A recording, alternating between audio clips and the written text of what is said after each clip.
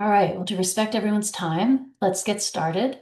Welcome everyone to our inaugural Data That Delivers monthly webinar series from donor database experts. I'm Marlisa Post, and we're just so happy that you joined us today because again, this is our first time kicking this off. We want this to be something that helps all of you. So at the end, we'll really look forward to your feedback.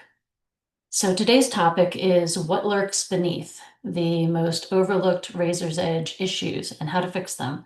So if the first part of that sounds a little spooky, it should, because we all have those hidden monsters in our website.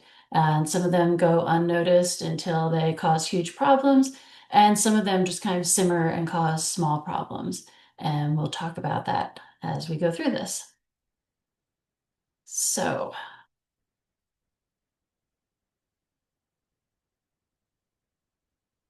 So here's our agenda for today. I'll tell you a little bit about me and us. We'll go through our objective. We're going to be talking about constituent codes, actions, and attributes, and we're going to leave plenty of time for questions at the end. So as for me, my name is Marlisa Post. I have 30 years of nonprofit experience, and yes, it kind of hurt to type that out. My background is in fundraising, also in events, communications, and of course, database management. I did get my CFRE back in 2021, my Certified Fundraising Executive certification. I haven't maintained it because right now I'm more in the data world, but I do have that fundraising background. I've been with donor database experts for 4 years. And my passions are around processes, especially automation. That's a new passion of mine, and creative problem solving. I won't let go of a problem until I've figured out what the heck is going on. And about us. So most of you know, I think, that we have recently undergone a rebranding. We were Marshall Partners, founded in 2016, but now we are donor database experts. It just defines a little bit more who we are and what we do. And I wanted to share with you our values. So we are very passionate about being the solution. We don't stop until we figure it out. We will go the extra mile, going above and beyond for our clients. We take ownership. We own our work, our successes, as well as our mistakes. And we put people first. We value all relationships. Our clients are incredibly important to us. We have a very client-centered approach, and we view ourselves as partners with our clients, helping them to make their data really work for them instead of work against them. So today what we're going to do is look at where those hidden issues lurk in Razor's Edge, and why they happen, what best practice looks like. And I want to pause on that for a moment because none of this should be an indictment about how you are managing your data. I also want to tell you, I talk with my hands a lot. In a past life, I was a college professor teaching freshman art history at 8 in the morning. So being animated was very important. So with best practice, though, if that isn't what works for you and your database, that is fine. Please don't take any of this as an indictment of how you're doing things. But if some of this speaks to you, then that is wonderful. Every database and every organization is different. And then we will talk about with each of these how to fix them. What are some of the basic steps that you can take to address some of these lurkers in your database? So the lurkers, as we said, are constituent codes, actions, and attributes. So how did we land on these three? We do a lot of assessments for our clients, which means that we look at everything in that database. We tear it apart, we look at every field, all of the data. And as we're going through the sections of this assessment, these are some of the top three areas where we always see problems. Clients will always say to us, "Oh boy, I bet my database is just one of the worst you've ever seen." And it never is. None of these databases send us screaming into the woods or anything. But consistently, we do tend to see issues around constituent codes, and we'll talk about why that's an issue. We see issues around actions, and attributes are just a minefield, and we'll talk more about that. So that is how we landed on these three. There are definitely more things that we see when we do these assessments. And spoiler alert, we'll be talking about our next presentation at the end of today's so you can hear what's up next. So constituent codes. Constituent codes define how the constituent relates to your organization at the highest level. And that's really the thing to keep in mind here. There are frequently other fields or modules that can better define the finer points of how this person relates to, or organization relates to you. So as a refresher, this is what a constituent record looks like. Here's the Bio 1 tab. And typically, you can see this is a blank record, but down at the bottom here, you would have your constituent code. You can't enter it there, of course, but that's where you see it. It's in red. If there's multiples, they'll be listed across. Of course, the place where you actually enter your constituent code is on the Bio 2 tab. And it gets entered here. This is a drop down where you select from your field of available constituent codes. You can see here, this is in blue. And if you don't know, blue fields in Razor's Edge designate a mandatory field. You have to fill that field in or you won't be able to save the record. We recommend that you make constituent codes a mandatory field or a required field. As I'll talk about in a little bit, we do see databases where there are thousands of constituents without a constituent code, and that is a problem. So if you're not sure of how you do this, what you do is you'll go to configuration. That's the little toolbox on the side of your Razor's Edge database window. You go to fields, which will be listed over here, and then you pick out constituent. You want to look here for constituent code, and you're going to pick required and just make sure that that is checked. Once that is checked, then this field will be in blue and it will be a required field. And we do recommend that you do that. So what do we see when we're doing these assessments and looking at constituent codes? We see, and it's not uncommon, databases with over 80 unique constituent codes. That's a lot of constituent codes. We will also see 100 plus, and honestly, sometimes, depending on the size of the database, 1,000 plus constituents with 5 or more constituent codes. If you remember, one of the things I said was that the constituent codes function is that it tells you the primary way that this constituent relates to your organization. There shouldn't be 5 or more of those. There should really be 1, 2, maybe 3, depending. But really, you want it to focus on that primary way that this constituent relates to your organization. As I just mentioned, we also do see databases where there are thousands of records without constituent codes because constituent code had not been made a required field. So what are some of the results and challenges of this? One of the things that you'll see is excessive constituent codes. They're difficult to maintain. If you have 80 plus constituent codes, that is going to be super hard to maintain. It is going to be hard for you to just pick out of that list of 80 which one is the primary way that this constituent relates to you. It also means you're going to have outdated information in there because if you have that many constituent codes, it probably means they're not getting reviewed on a regular basis.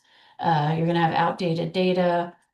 Probably it also means that you're an organization that is assigning way too many constituent codes to a record. So your constituents data is going to be out of date. So you really want to focus on drilling these down. Our recommendation is that the total number of available codes in that dropdown should be about no more than 10. So for people who have 80 plus, I'm sure that seems a little daunting. But hopefully, as we go through this webinar today, you'll see that there are other possibilities for where you can track some of that data. Things that we do see in some of those 80 plus codes will be things like that they participated in a specific program with the agency or a specific volunteer position. For organizations, you might see things like that this is a donor-advised fund, and there's better ways to track that around your organizations. So you can see how it can start to get very, very micro instead of being very macro, which is what you want.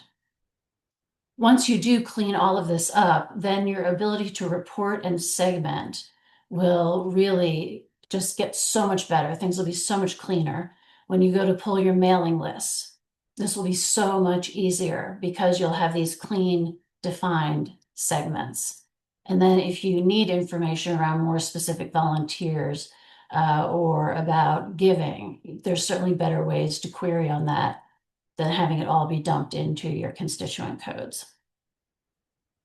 So what are our recommended constituent codes? So here they are, alumni where applicable. Of course, that's for our schools and our universities. Board member, that is the one volunteer specific position that we do recommend go into the constituent codes because it's so important and it's one that you probably do need to query on pretty frequently. Employee, volunteer, just volunteer, individual and organization, those are the two catch-alls. So if someone does not fit into these other criteria, that is what you put for them. Yes, you can also get that from your key indicator, but in terms of having a catch-all for your constituent code, that is what we recommend. And then former board, former employee, and former volunteer. And I want to talk about those for a second. So if we go back, and pardon me, I am just going to scroll back here. So on the Bio 2 tab, you can see just here in the corner peeking out in our constituent codes, there is a date. That actually says date from, and then further over, it says date to. So this is one of those cases where just because Blackbaud allows you to do something, it does not mean that you should do something. And the other case is split gifts. I'm looking at you. So the reason we don't recommend that you say board member, okay, date from, date to in here is because it's incredibly hard to report on that data accurately. People forget to fill it in. People fill it in inaccurately. It gets pulled on incorrectly. You have a board member who goes off, goes on, goes off, goes on. And so then they now have constituent codes for each one of those intervals. There's other places you can track that in the database. So instead, for your board members, employees, and volunteers, we do recommend here that you use former to be able to track that they are now no longer relating in that way to your organization, but that they did at one point, and that is important information. So what are your next steps when you leave this webinar? Review your codes. How many constituent codes do you have? If you have more than 10, we really encourage you to take a look at them, see what they are, why they are. Is it the highest possible level that you could be defining this constituent at? Or have you fallen into that trap of starting to get a little too detailed, a little too micro in your constituent codes? Next, review your constituents. Do they all have at least one code? On the other hand, do they have more than 2 or 3? If they have more than 2 or 3, take a look at those. Probably if they have more than 2 or 3, it's also a sign, again, that you have too many constituent codes. So if those are the case, consider consolidating and or recoding. So you'd be consolidating your codes. First, you'd want to decide what do you want the new codes to be. You would need to recode your constituents, and then you'd be able to consolidate the actual constituent codes. And as I said, and I can't say it enough, if it's not already, make constituent code a required field. And I think I see people asking questions, which is awesome. I didn't say this at the beginning, but we do have the questions turned on. So please throw them in there. And then at the end, we'll go through and you can add questions then also if you have questions.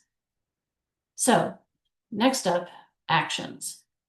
For me, actions, I think, are one of the most powerful pieces of the database if you're a fundraiser, because this is really where you can track what you have done, what you're going to do, which will then become what you have done.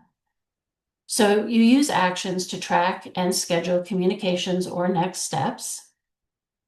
Actions, the Actions tab appears on Constituent, Appeal, and Proposal or Opportunity if you're looking at it in NXT. and also event records, which again, that does assume that you have the event module, which I think at this point most people do. What we see is that they're either underused, which you're really doing yourself a disservice as a fundraiser if you're not using actions, or they are used incorrectly. So first, just going to talk about what some of these are. So constituent actions. Constituent actions can be used to track or schedule things like phone calls, meetings, emails, other tasks. Always want to be sure that you close out your past actions. That's the one I'm going to be emphasizing a lot here. And the other thing I'm going to emphasize a lot, because we see it a lot, is do not use the Actions tab for tracking when you've sent a constituent an appeal. That has its own tab, the Appeals tab, and that is used for tracking what appeals a constituent has received. The mailings component of the Constituent Actions tab is really around specific mailings to that constituent or a very, very specific type of constituent. So, for example, maybe you heard that John Smith's great grandmother passed away, and so you sent a card. That's a great thing to track on actions. That's the type of mailing you might track on actions. So here's what the actions screen looks like. This is just for a hypothetical person of the name Smith. But you can see here the categories are the types of things that you are using the action for. So we have phone call, we have meeting, mailing, email, advocacy, and task or other. Action type, we're going to come back to, and we're going to talk about that for quite a bit. One of the things we tend to see is that organizations will almost reiterate the categories in the action type.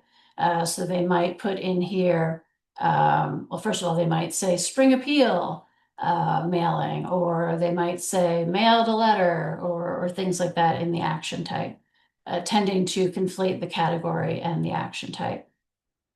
The action date here is when the action would be due, start time and end time if you need to get that specific. The status, is it open? Is it completed? A little bit redundant, but we also have the action completed on checkbox and date box. Very important to close these out when you complete an action.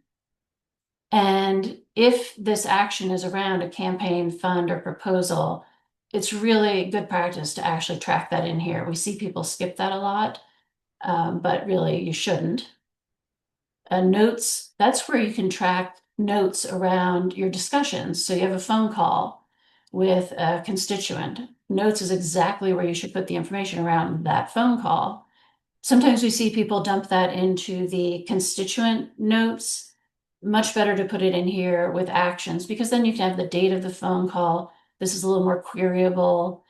Querying on notes, while it's possible, as you can imagine, it's a little more amorphous, a little more difficult. Also, just keeping in mind here we see an attributes tab. They pop up all over the database, and we'll be talking about that. The actions tab or the actions window, whether we're looking at constituent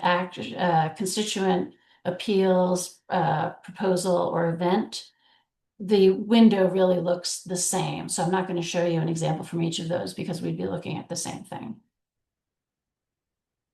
So proposal, or if you're using NXT, opportunity. With proposals, there is an actions tab. Again, it looks just like the one I just showed you. The interesting thing about this is when you set it up within the proposal, which if it's an action related to that proposal, that's kind of the best and easiest way to do it because you're in there, you're working on the proposal. But it will also display in the constituents action tab on their list of actions. Again, you can use it to track and schedule meetings, phone calls, follow-up mailings, anything around that specific proposal. And it's called an opportunity action in NXT. So the appeal actions. So this one I don't see used very much, and it's kind of a shame because, as I'll show you, I hope, this can be a really great thing, especially in terms of organizational history. So the appeal actions, again, looks exactly the same. You can track and schedule actions specific to that appeal. So this action tab is when you're setting up your appeal and you have your appeal window. But here is where you can track, need to send the mail house the mailing list on X date. And you can schedule it so you get reminders. Run the NCOA list. Need to get the final design from the marketing team. And not only is it nice because then you can be getting those alerts about these things that you've scheduled, but what I think is really powerful is that it's then in your database as a piece of history for staff down the line. Because we've all had that nightmare of when someone, a key staff member, leaves the organization and you're trying to go through all of their files, trying to see where did they keep that timeline for the appeal? Where did they keep that timeline for the event? If you use the appeal actions as your timeline for these things or the event actions, it's right there in your database. You don't have to go hunting for it. Everyone who has access can see it. Everyone will have that piece of history, no matter who the staff is and how the staff changes. So event actions, same idea. Again, it's when you're setting up your event, there's an actions tab on there. Most people, I think, just don't even see it. So you can track those communications and tasks, things like follow up on the sponsorship, drop dead date for the gifting kind donations, any timeline pieces around your event. You can schedule out in there so you or whoever on your staff gets those reminders. But then again, next year and in subsequent years, you don't have to be trying to rack your brain figuring out what did we do when, or oh, I can't remember where I saved that, Excel file where I had all of the timeline. It's all right there in your database. So what kinds of things do we see when we're looking in databases around actions? So the action types, one thing we'll see there is someone will have set up an action type and it will have either no actions actually associated with it, or it'll have one or two. So it might be something like sent out the flower gala invitation, which you should not be tracking on here anyway. But then it will have one or two people because somebody completely forgot that they set up that action and didn't use it for any constituents. Actions with 0 assigned solicitors. You always want to make sure that someone is assigned an action or that piece of history around an action, because for things that are scheduled out, you want someone to be responsible. And for in the past, you want to know who was responsible for this thing in the past. As I've mentioned, and I can't stress enough, we see the Actions tab used to track appeal mailings. Please use the Appeal tab to do that. Part of the reason is if you're sending out an appeal, you're probably sending it out to several hundred, if not several thousand constituents. And so to have that many actions, whether they're open or closed, sitting out on all of these records when you don't need to, it doesn't make sense when there's a dedicated place to do that. So the resulting challenges that we see from this, inconsistent use of action records. Some people in the organization are using them. Some people are using the notes tab. Some people are using a Post-it note at their desk. You really want to get buy-in from your whole team and commit to using the actions tab, because then it creates a lack of trust from your staff around the database. Well, I don't know if that action's in there. I don't know who was responsible. We don't keep track of that there. Putting everything in the database and committing to that really helps your team as you all try to work together to raise money for your organization. So what do we recommend? So the big thing is a cleanup around the action types. And yes, I will share with you our recommended action types. We recommend 6, and they actually work around the moves management stages, because in a way, all of your actions are in some way relating to moves management with your constituents. Also, close out your old actions, because nothing's more frustrating than going through finding an open action from 6 months ago and being like, oh, did we do this? I don't know. Close out your actions as soon as you finish them. The result here, the impact, is that you have a clear history. Again, you can support moves management more easily, and it improves reporting. And also, if you're a big NXT dashboard person, you can have some really cool stuff around actions, but everything needs to be accurate for that to work. So what do we recommend as action types? We recommend identification, qualification, cultivation, solicitation, stewardship, and gift processing and operations. The last one is sort of that little catch-all if it just does not fit into any of these other categories. So some other recommendations, and I've made these before, but I really want to emphasize them. Consistently assign solicitors, don't use for appeal tracking, do use for your calls, meetings, historic information. That task other category can be really great if it doesn't really fall into a phone call, a meeting, anything like that. Close out your actions. So your next steps. Review and revise your action types. We recommend the ones around moves management. If that's just not going to work for you because every database is different, still review your action types and see if you can get them a little bit more focused so that you don't have hyper-specific ones. Just like with your constituent codes, you want your action types to be more macro than micro.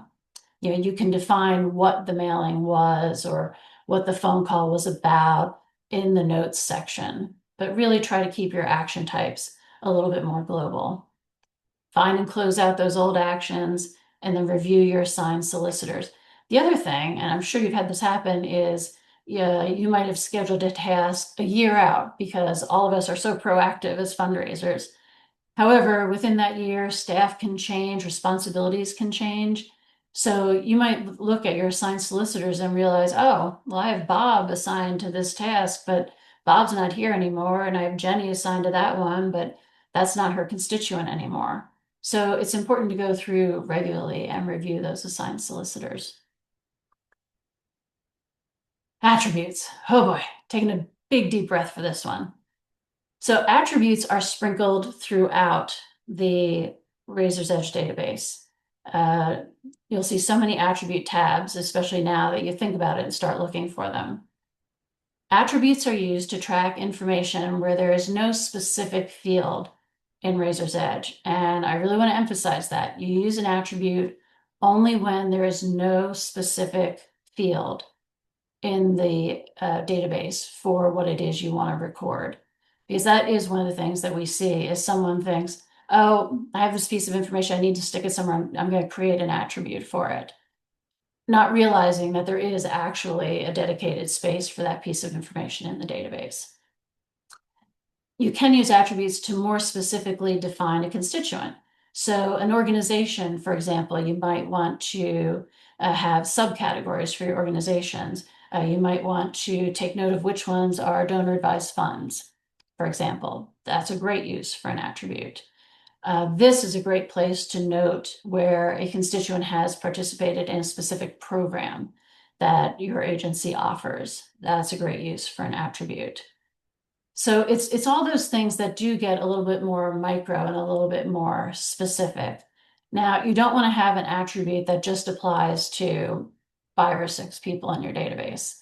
For that, that's probably something to put in notes. But if it applies to a good group of people and it's something you'd want to segment that group of people around, and there's no place else to put it, consider an attribute. So attributes, as I said, sprinkled throughout the database. You will find them on constituent records, gifts, actions, events, but many, many other places throughout. Attributes always consist of a category and a description. So here on a constituent record, this is the attribute tab. So your category is a drop down, and then the description is a drop down driven by the category. And then you can put comments in here. So that's a free form field where you can put some notes around things. So what do we see?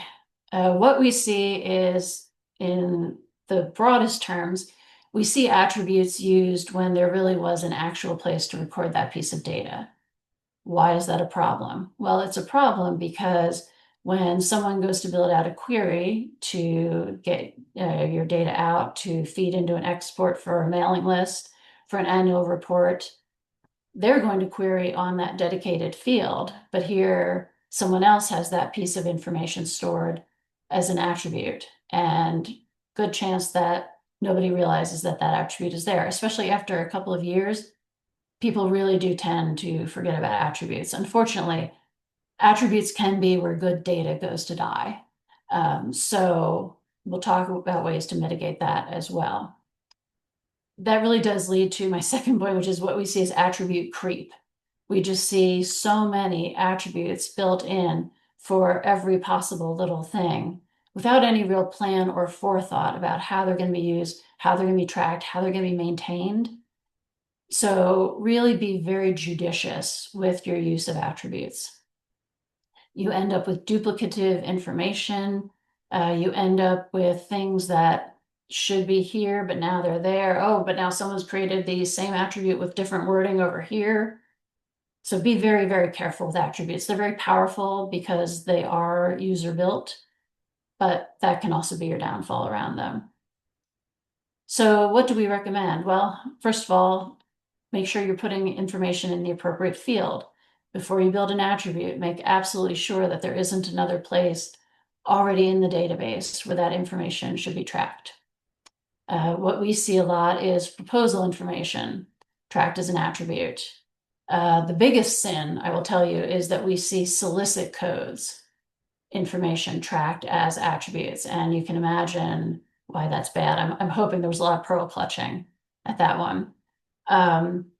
So your solicit code, for those of you who are having trouble picturing it, that's on the Bio 1 tab. And your solicit codes are your do not mail, do not solicit, do not phone, do not email. And of course, those are incredibly important for every single mailing or contact that you're going to reach out to your donor about. So for people who use attributes instead of using those solicit codes, or worse yet, use both, because trying to maintain both in parallel is going to be a nightmare. You're really, really creating problems if you try to use attributes to track your solicit codes. So don't do that.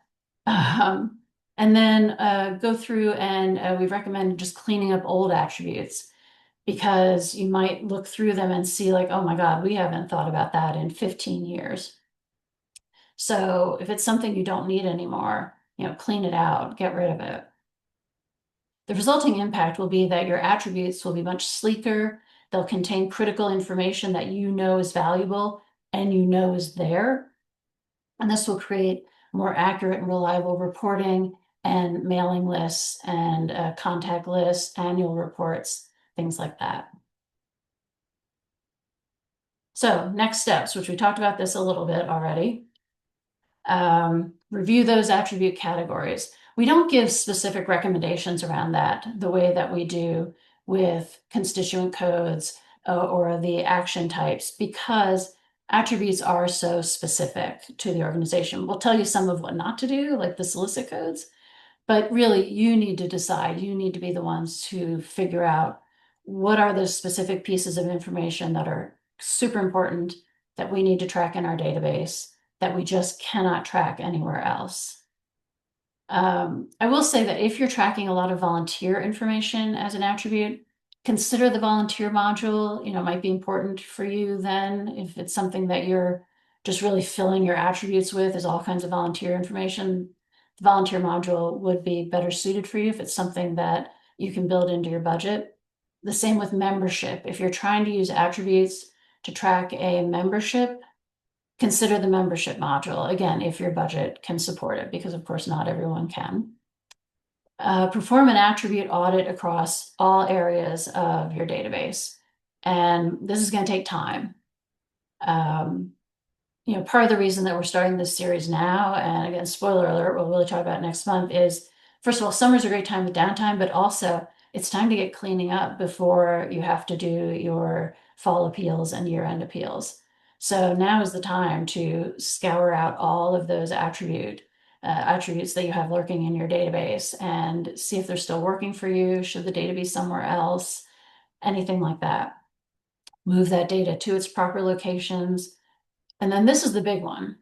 You didn't hear me recommend this for any of the other ones, but because attributes are so amorphous, this is one where if you haven't done it anywhere else, establish policies and procedures around your attributes. We think you should have policies for everything, but especially for your attributes, because you should have a policy for who can set up attributes in your database. It should not be something that every single person who sits down to your database should be allowed to do. Really, depending on the size of your organization, it should be maybe one point person or one team that can do that, because that way they know where those attributes are, what they are they needed? And then make sure all of that is documented for the generations to come. Okay, that was a lot. So let me see what questions we have. And if you have questions, now is the time to ask them. Put them in that questions module. All right. So constituent codes. We need to track family foundations, corporation founded, nonprofit, governmental. Okay. Morgan is asking about constituent codes around organizations. So tracking, for example, family foundations or donor advised funds, corporations, foundations, nonprofit, government, all those things. Yes, super important. This is a great attribute use case. And one of the things we recommend is using it sort of track suborgs to then have all of those things easily at your fingertips, easily queryable, but not clogging up those constituent codes.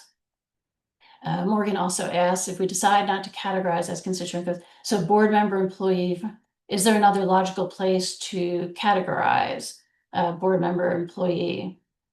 So board member and volunteer, if you have the volunteer module, former board, former employee. So again, these could be attributes. Yeah, I guess I would think about what are then the broad categories that you would use to point out how people relate to you. And it also depends kind of on your organization. The reason so many organizations use employee is especially if they have employee giving programs, then having that constituent code of employee is really super important. Also, if you're doing employee mailings, things like that. But you could make a use case for them being an attribute if you absolutely had to.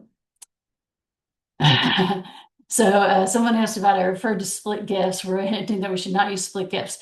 So yeah, spoiler alert for a future uh, webisode, a webinar. And I'm opening a huge can of worms here. And now I have the regret. So split gifts. So I will just say broadly, and if you want to have a conversation about this, please reach out to me. But the thing around split gifts is that they are very, very hard to report accurately on. It's hard to pull the data out accurately because either you will get the whole amount when all you wanted was the split, or you'll get the split when all you wanted was the whole amount.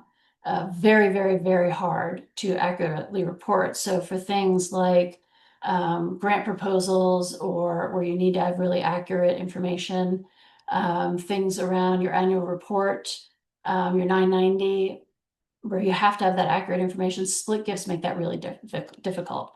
I'll tell you what we recommend. Let's say that I'm giving to your organization and I want $75. I'm giving $100, $75 to go to your annual fund, and I want $25 to go to this specific program.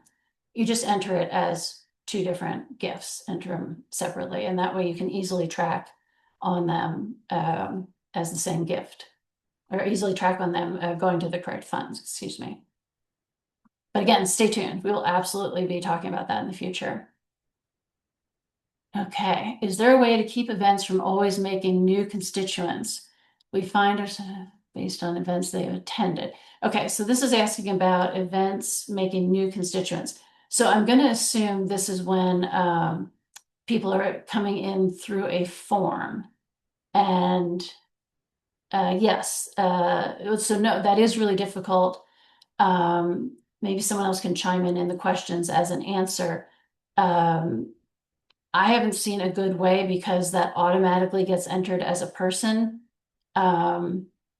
And typically Razor's Edge is not great about recognizing that that record is already in there. For those of you who use NXT to process your credit cards, or if you're doing batch in NXT, you know that when you run the batches, you can have it search for the constituent to see if it's already in there, but you have to pay attention because Razor's Edge has already created that constituent, so now you gotta go delete that constituent. it is the same kind of issue there with your event forms. So I'm afraid I don't have a great answer for you here. In my experience, fundraisers are resistant to using actions to schedule future calls, emails, and meetings. Do you have suggestions to help them overcome that resistance? Okay. So I think it would depend on what it is they are using. Some really like having some kind of a log book. I still like pen and paper for some things. But I think if you can make the use case of that this information is not just theirs. I think once we get past that idea of the information as being proprietary, that information around that call, that meeting, all of those things belong to the organization because other people are going to need to know about that at some point in the future. So helping them understand that for the good of the organization and to make the staff as a whole, their job easier, if they can put that information into the database, it's really for the betterment of the organization, the greater good. So hopefully maybe that helps a little bit. I know that some of that resistance has lessened now with NXT because it's a little more user-friendly than using the database side. So also maybe if you can show them how much easier it is in NXT, that'll break down some of that resistance. All right, so if not in actions, where should one track non-appeal? Okay, so if you're sending a mailing or communication, so if you're sending an invite, so if your invite is to an event, we actually recommend that your events have an appeal component to them. So that way you're tracking those dollars as an appeal because they are. You're asking for money through this event.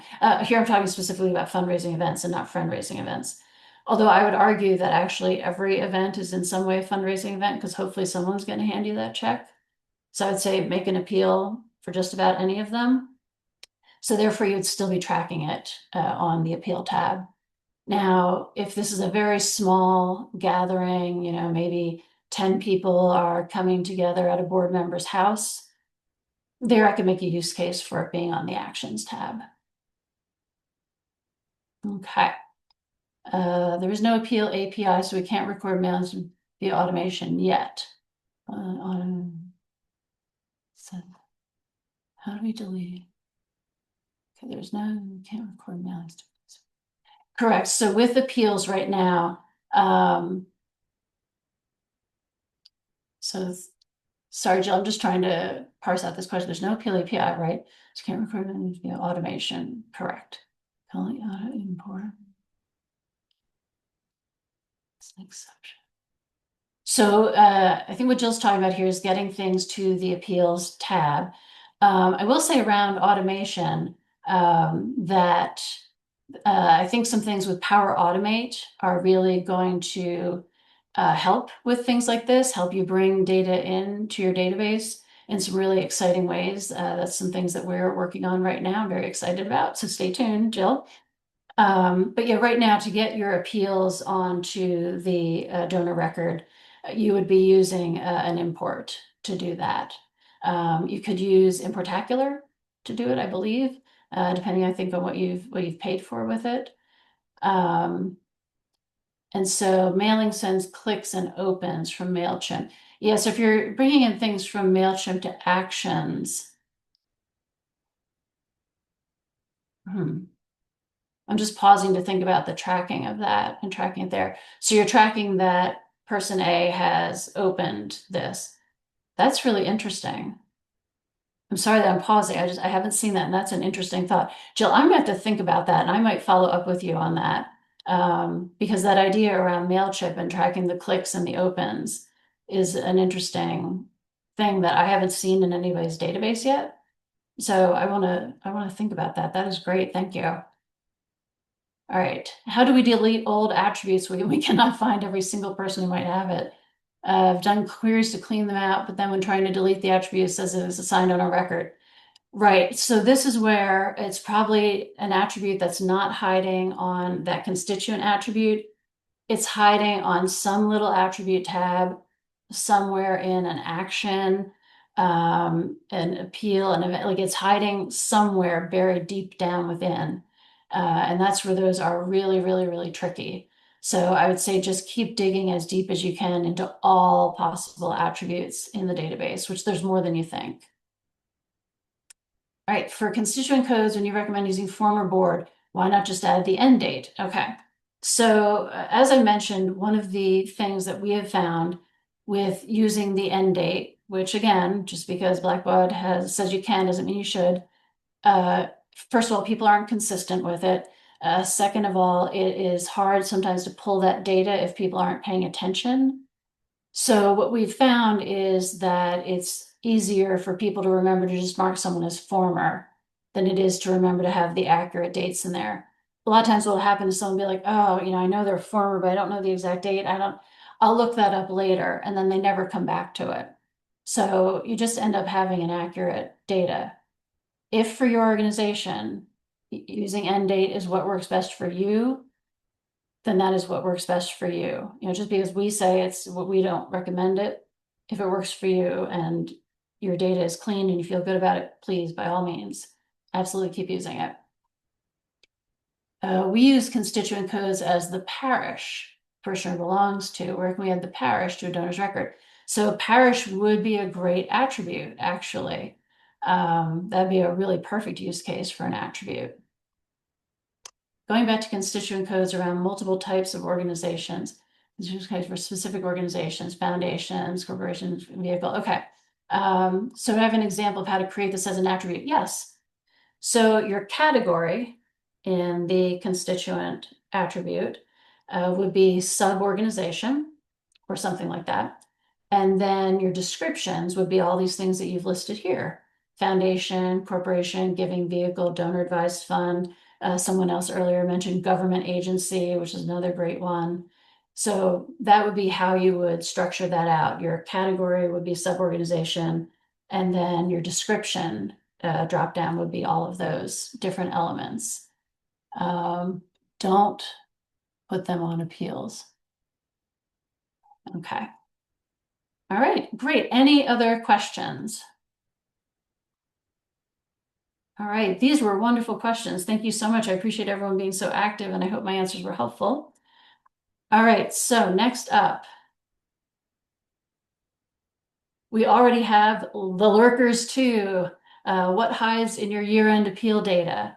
So this is for July 22nd, same time, 2 p.m.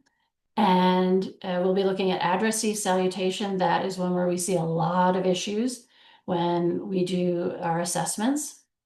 Address records, getting those really cleaned up before you send out your appeals.